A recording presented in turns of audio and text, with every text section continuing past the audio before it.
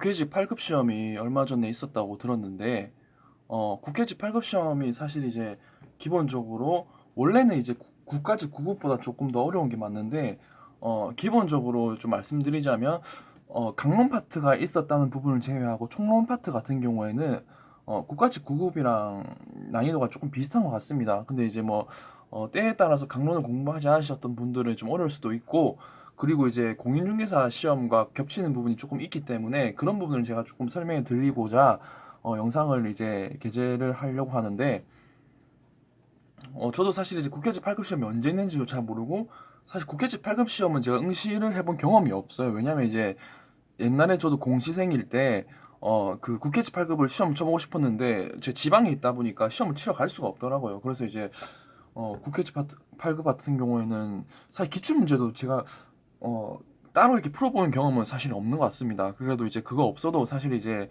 뭐 7급 공무원이나 뭐 다른 합격하기에는 사실 큰 지장이 없기 때문에, 원래 국회직 8급 같은 경우에는 참고만 하라는 게 좀 약간 정설이었던 것 같은데, 그럼에도 불구하고 이제 시험을 봤는데 생각보다 좀 어렵지도 않고 기본적으로 볼만한 문제들이 많았기 때문에 이제 조금 설명을 좀 해드리도록 할게요.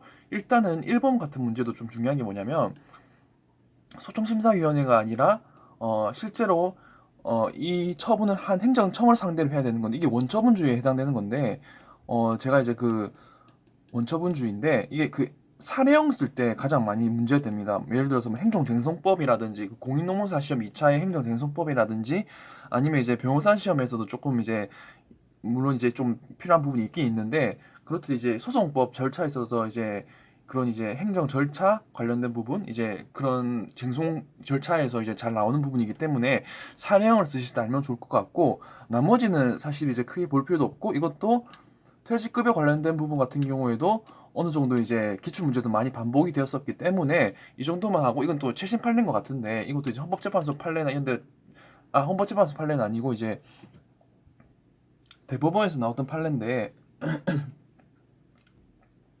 이것도 뭐 대부분 다 이제 뭐 알고 계실 거라 생각해서 넘어가고, 그리고 이번 문제는 사실 이제 그 강론 문제인데, 예전에도 제가 이제 지금 영상은 지웠는데 이 사법상 위임과 뭐시죠?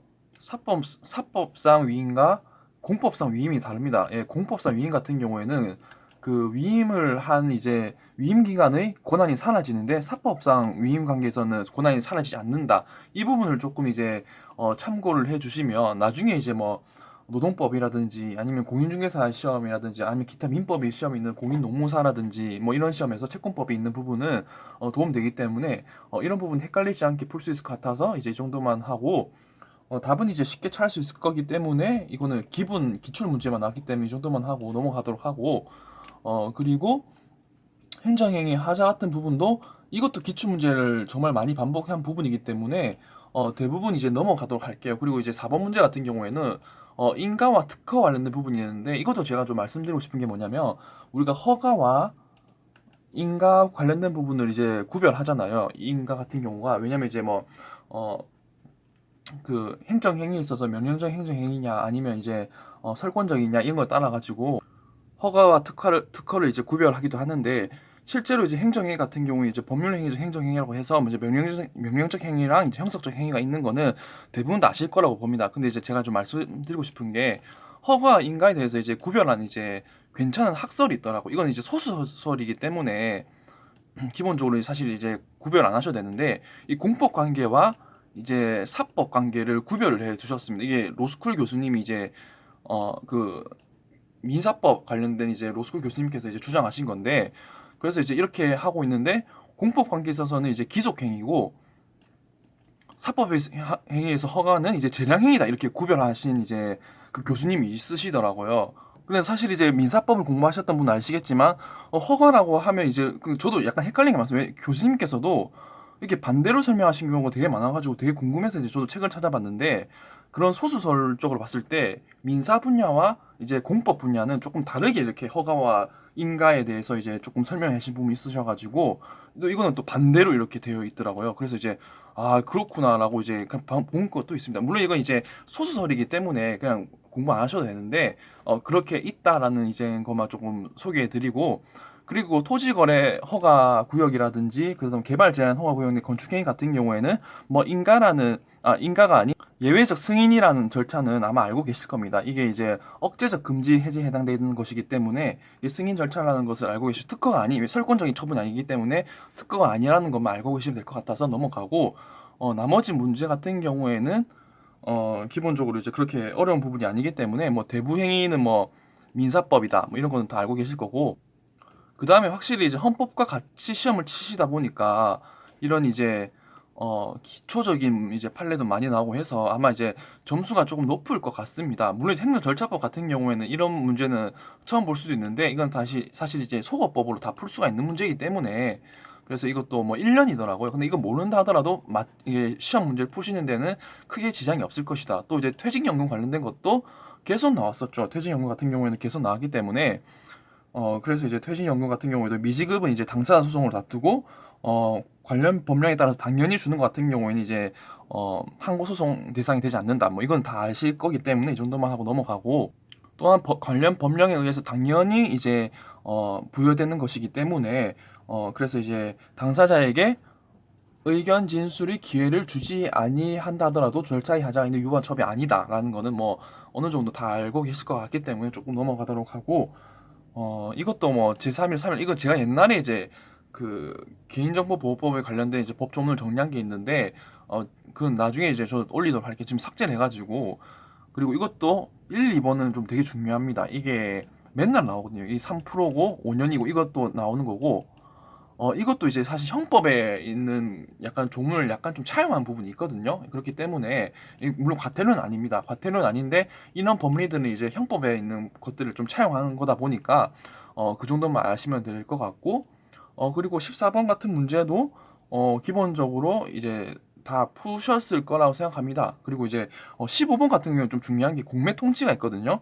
이 공매 통지는 이제 취소 소송의 대상으로 삼을 수가 없는 것이고 비슷한 판례가 뭐냐면 국세 환급 거부라든지 그런 결정 같은 경우에도 내부적 처리 절차이기 때문에 이게 처분에 해당되지 않지만 반대로 소득 금액 변동 통지라는 게 있어요. 소득 금액 변동 통지, 소득 금액 변동 통지 같은 경우에는 이게 실제로는 이제 그 소득 금액 변동 통지를 받은 사람의 그런 권리와 의무에 영향을 주기 때문에 이게 처분에 해당되는 판례가 있거든요. 그래서 이제 소득 금액 변동 통지 같은 경우에는 조금 이제 기억을 해두시는 게 좋을 것 같고 나머지는 뭐 다 아실 거기 때문에 조금 넘어가도록 하고 간접강제 같은 부분도 이제 있죠. 의무이행 심판에서 처분명령 재결 뭐 이런 부분에서 제일 많이 다루는 거고 이것도 사실 이제 그 공인노무사 2차 쟁송법에서 많이 이제 사례로 많이 다루기도 하고 변호사 시험에서도 한 번씩 다룹니다. 그렇기 때문에 이 부분은 이제 조금 더 그 교과서를 조금만 잘 보시면 될 것 같기 때문에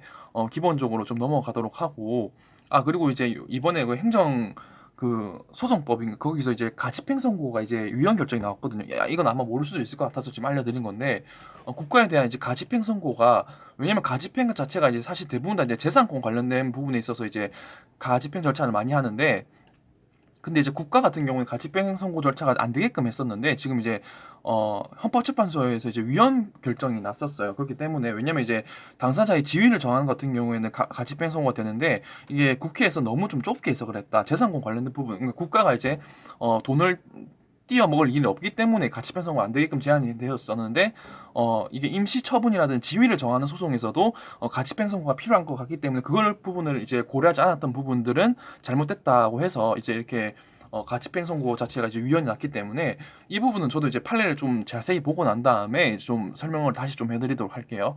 그리고 행정기본법 같은 경우에도 나오는데 이것도 이제 제가 조문은 기억이 잘 안 나긴 하는데 기본적으로 국민의 권익을 제한하는 경우와 그냥 일반적으로 그런 부분 같은 경우가 있죠. 지금 방금 이제 조문을 제가 좀 찾아왔는데 그 7조에 나와 있네요. 7조에 이제 그 법령 등을 공포한 날부터 시행하는 경우에는 공포한 날을 이제 시행일로 하고 그다음에 유예 기간이 있는 것 같은 경우에는 첫날을 산입하지 아니한다라고 이제 규정이 되어 있거든요. 이건 이제 뭐 4번인 것 같기도 하고 국민을 권익을 제한하는 처분 같은 경우에는 권익을 제한하기 때문에 국민에게 조금 더 유리하게 해석하기 위해서 기간이 이 길로 만료하지 않고 그날로 만료를 한다라고 이제 조문도 있거든요. 그래서 이제 그 정도만 기억하시면 좋을 것 같고, 뭐 딱히 그렇게 뭐 5번 같은 경우에도 이제 공포한 날부터 유예기간이 있는 경우에는 첫날 산입하지 않는 게 이게 약간 정치적인 부분이기 때문에 이 부분도 어느 정도 암기를 해두시면 좋을 것 같습니다. 그리고 이제 이것도 이제 강론 파트이기 때문에 강론 파트 같은 경우에는 이제 이것도 뭐 리을만 보시면 될 것 같아요. 리을 같은 경우에도 기간 유임 사무는 이제 자치조례 제정 범위에 속하지 않는다 하더라도 이제 관련 법령에 따라서 이제 할 수가 있게끔 한다면 할 수가 있잖아요. 그렇기 때문에 무효가 아닌 것이고, 그리고 만약에 이걸 어긴다 하더라도 그거는 이제 관련 법령이 이제 위임이 있었기 때문에 뭐 상관이 없다. 즉 이제 자치조례는 자치사무뿐만 아니라 이제 개별 법령에 따라서 할 수 있는 것 같은 경우에는 기간 위임 사무를 하더라도 조례로 정할 수가 있기 때문에 무효가 되는 것은 아니다라는 것은 이제 알면 될 것 같고, 그리고 조금 더 기억해 두셔야 될 게 그런 이제 조례 제정권의 범위를 벗어난 이제 그런 이제 그런 조례나 뭐 다른 뭐 행정 규칙 같은 경우에는 무효가 맞겠죠. 처분이 아니기 때문에. 근데 반면에 그런 이제 조례 제정권의 범위를 벗어난 조례를 근거를 통해서 한 처분은 무효가 아닌 이제 취소 사유에 해당된다. 무효가 아닌 취소 사유가 해당된다. 왜냐면 중대명백설에 따라서 이거는 뭐 구별하시면 될 거기 때문에 처분만 이제 중대명백설에 해당되기 때문에 그 부분은 대부분 다 아실 거기 때문에 좀 넘어가도록 하고, 나머지는 이제 그렇게 딱히 볼 필요는 없는데 22번 같은 경우에도 이제 법을 제대로 공부하셨으면 다 아실 것 같아서 근데 잠시만요, 있었는데 19번 문제를 조금 더 보도록 할게요.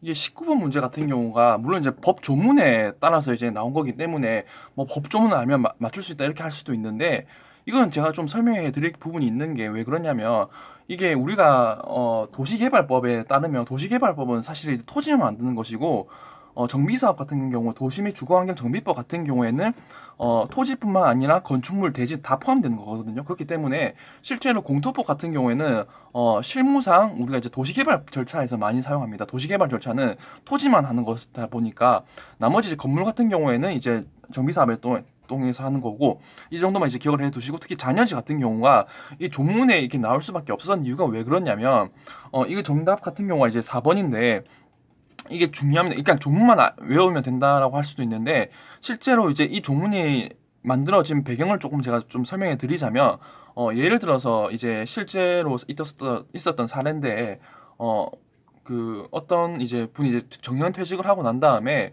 농지를 하나 구입을 하셔가지고 그 농지에다가 이제 밭을 일구면서 이제 우리가 지목이라는 게 전답, 과목, 인강염 해가지고 28가지 지목이 있는데, 대지가 있고 이제 그냥 일반적인 이제 전답 같은 이제 밭이나 논이 있습니다. 근데 이제 실제 대지랑 같은 경우에는 건축물을 지을 수 있는 용도가 가능한 이제 토지를 이제 대지라고 하는데, 건축물을 지을 수 있다는 거지 꼭 거기에다가 건축물을 지어야 되는 건 아닙니다. 그렇기 때문에 실제 이제 개발 사업을 하게 된다면 대부분 이제 기반 시설, 그러니까 기반 시설 중에서도 도시군 계획 시설이 있는데, 기반 시설 중에서 도시군 계획으로 결정된 시설이 이제 도시군 계획 시설이라고 하거든요. 그래서 그런 계획 시설이 된 경우에는, 그러니까 실제로 기반 시설, 광역시설, 그다음에 도시군 계획시설 다 같은 겁니다. 같은 도로라고 보시면 될 것 같아요. 왜냐면 그런 어떤 절차에 따라 가지고 딱딱딱 바뀌는 것이기 때문에 그 정도만 알면 되실 것 같고, 그래서 그런 농지에다가 이제 여러 가지 이제 뭐 농사를 짓고 있었는데 이게 수용이 된 겁니다. 그래서 수용이 돼가지고 이 정도 부분을 제외하고 나머지가 수용이 됐는데, 아시다시피 대지라고 해서 건축물을 지을 수가 있는 건데 대지 같은 경우에는 이제 또 도로를 또 접해야 되고 4m나 이게 접해야 되는 것이기 때문에 도로가 있어야만 건축물을 또 지을 수가 있어요. 우리 이제 관련 법에 따라서. 근데 이 정도 땅을 빼고 다 수용이 돼버려 가지고 남은 땅을 이제 잔여지를 이제 좀 사달라고 이제 청구를 한 사안에서, 실제 사업 시행자 같은 경우에는 물론 다른 이제 대기업일 경우도 많은데 요즘에는 대부분 다 이제 도시개발공사라든지 그런 이제 공사분들이 다 사업 시행자가 하거든요. 그렇기 때문에 이 부분 같은 경우에는 이제 우리가 도로를 질 거기 때문에 그 도로를 짓다 보니까 너는 이제 이게 용도가 바뀌게 되면서 땅값이 상승이 됐다. 그렇기 때문에 그만큼의 이익을 그 취득으로 손실과 상계를 하면 어떻겠냐라고 했는데 사실 대법원에서 깨질 수밖에 없었습니다. 왜냐하면 이분 같은 경우에는 퇴직을 하고 난 다음에 실제 농사를 짓고 잘 짓고 싶었는데 갑자기 이제 개발 사업이 되는 바람에 나는 농사를 짓고 싶어서 이 토지를 산 거지 뭐 건물을 짓고 싶은 마음이 없었다. 그럼에도 불구하고 그만큼 이제 토지의 가격이 상승했다는 이유만으로 나의 의도와 상관없이 그걸 이제 상계를 하는 것 자체는 나의 재산권에 대한 침해다라고 해가지고 이게 소송에서 이제 깨졌었거든요. 그렇기 때문에 그래서 이제 그 조문이 이제 만들어지는 배경이 있습니다. 이 정도만 알면 될 것 같고 해서 그래서 일단은 뭐 기억을 해주시면 좋을 것 같아요. 66조에 나와 있는데 일단 토지 일부를 취득한 경우에 잔여지의 가격이 증가한다 하더라도 내가 원래 본 용도에 그러니까 우리가 용도라는 것 자체는 땅의 쓰임새라고 생각하시면 될 것 같거든요. 그런 내 땅의 쓰임새가 있는데 그걸 이제 가치가 올랐다고 하더라도 나는 농사를 짓고 싶고 오히려 이제 유해한 환경이 노출돼 버렸기 때문에 내 농작물이 다 죽는다. 그렇기 때문에 나는 이제 오히려 더 손해다라는 이제 그 이제 주장을 한 사안에서 대법원도 어느 정도 이제 그걸 이제 손을 들어준 사안이거든요. 그렇기 때문에 손실과 상계할 수는 없습니다. 함부로 상계할 수가 없는 부분이기 때문에 그래서 이제 4번 같은 경우에는 어느 정도 기억을 해두시면 좋을 것 같고 나머지는 쉬운 문제이기 때문에 뭐 다른 해설 강의 아마 있으시겠죠? 이것도 뭐 노동조합이 갑자기 왜 튀어나옵니까? 이런 거 맞죠? 그러니까 이제 아마 국회직 시험 중에서 아마 이번이 조금 많이 좀 쉬웠던 것 같다라고 할 수가 있는 거기 때문에 이 정도만 하고 이제 그만두도록 할게요. 감사합니다.